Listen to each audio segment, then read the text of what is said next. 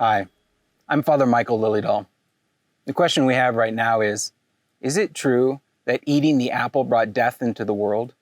That before this, we wouldn't have died? Well, there are a couple things we need to talk about first. The first thing is, what does eating the apple mean?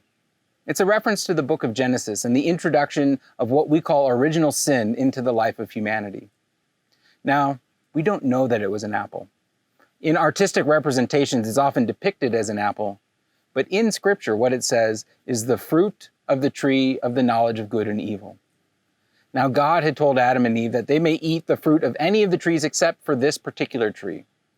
But yet, when they were tempted to do so, Adam and Eve ate that fruit. So whether or not the fruit was actually an apple isn't the important thing. What is the important thing is that Adam and Eve disobeyed God, and through that, they brought sin into the life of humanity. Now, what is the effect of sin? St. Paul, in his letter to the Romans, tells us that the wages of sin is death. And so we do believe that through sin, death entered into humanity. But this is where God shows his great power, his great love, and especially his great mercy. That although through sin, humanity brought death to itself, God is going to rescue humanity from sin through death. God is going to use the very wage of sin to rescue us from sin. And so on the cross, God shows his great love and his great mercy by offering himself to die.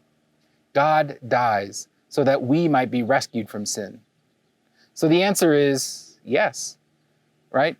Through the eating of the apple or the fruit or whatever kind of sin it was that Adam and Eve brought sin into humanity, caused death to come into humanity as well.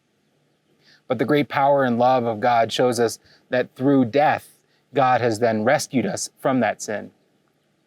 This is a great question, and I want to encourage you to keep asking these questions. But don't be satisfied with just asking the questions. Seek answers to these questions, because these questions deserve answers.